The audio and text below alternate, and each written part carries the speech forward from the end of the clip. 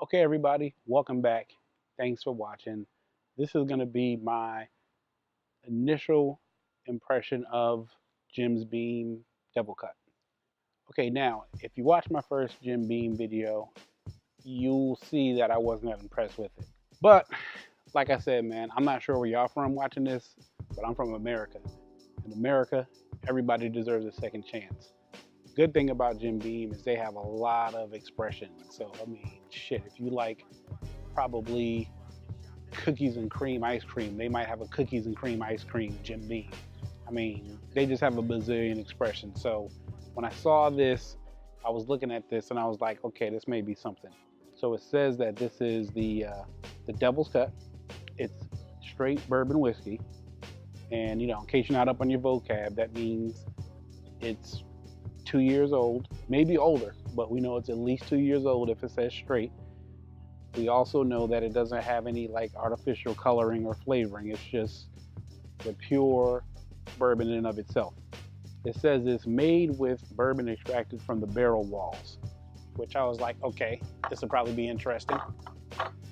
What I was thinking about when I saw this is I was thinking to myself, how would they get the bourbon out of the barrel walls? So it looks like the barrel gets aged, maybe it's between 2 and 4 years. They dump it out. Then they just add water back into that original barrel, right? Let it sit, and basically the stuff that's in the inner walls is going to leach back out into the water, and then that's what they use to cut it down to, I think what this is, which is like 90 proof from what I said. So anyway, when I saw this, I was like, this may be a little better because number one, it's going to be a little bit stronger than the regular Jim Beam. Number two, it's going to should have a little bit of that extra flavor, which is one of the main complaints that I had about the first one. I said, hey, give it a try. Let's see how it goes.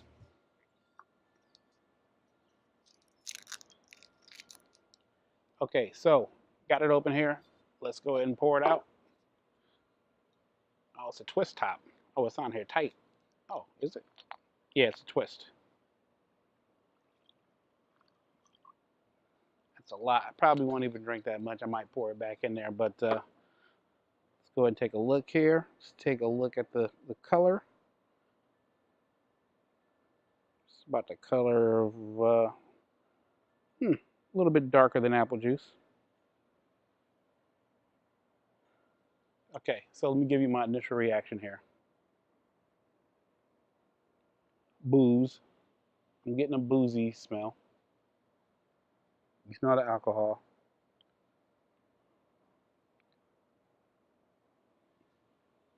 Yeah, smell a lot of it. The standard profile, caramel.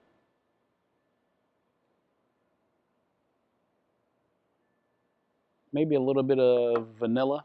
Different than the Jim Beam White for sure. I remember that. It smells a little bit different than that. I'm really hoping this is not whack. I'm giving y'all a second chance, so don't mess this up for me.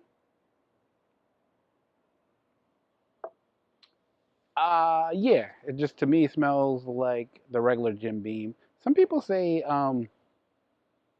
they get like peanuts out of that, but I haven't got that yet. Standard bourbon, like I said, my first takeaway from it is that you smell the proof in there, which makes sense because usually if it's like a younger bourbon, you know, yeah, a lot of that hasn't had a chance to filter out, so that makes sense. So we're gonna go in for the taste, and I'll let you know what I think.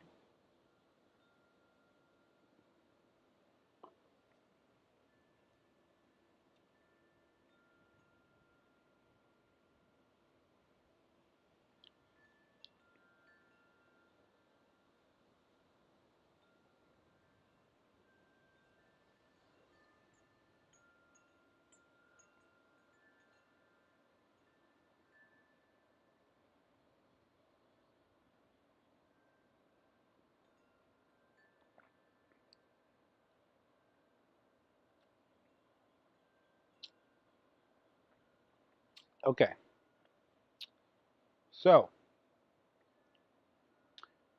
remember I was just telling you that it's young. You can tell it. Um, it's not smooth. The regular Jim Beam smoother than this. It's not smooth.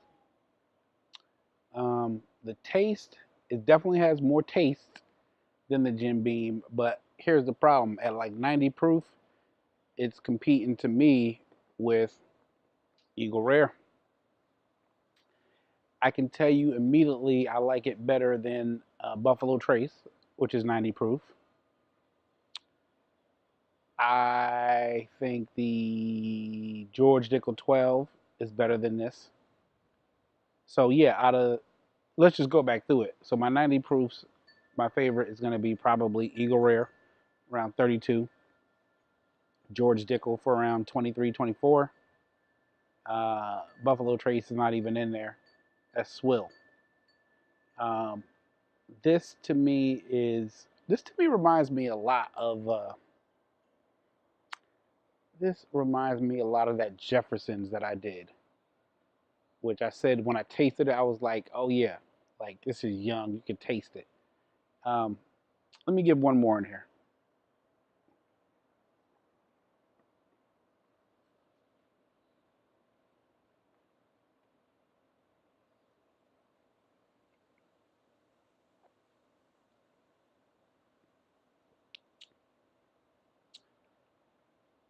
Yeah. So you're getting some flavor, but the finish is about medium. You get the burn at the back end, and you can taste it in the back of your mouth. So my initial reaction to this is it is a better Jim Beam White if you're gonna sip it, in the sense that like the Jim Beam White had no flavor pretty much. This actually has a flavor profile. Now what I got to figure out is that profile bad or is it okay? Because I'm outside, I had this out, it's probably like around, in the 80s.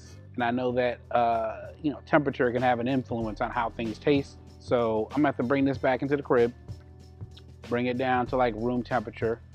Maybe that's gonna change it. Maybe getting some air in the bottle also would change it. But initial reaction is I would say it's okay. Good, not great.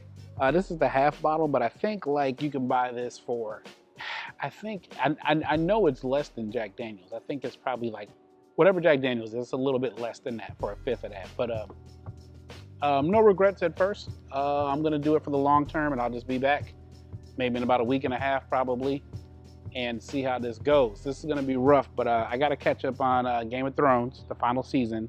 So I think I'm gonna rock with this for Game of Thrones final season. Why not? Jim Beam, Devil's Cut, Game of Thrones. You got the zombies. Maybe that could be the devil connection. Maybe. I don't know. Thanks for watching. See you next time.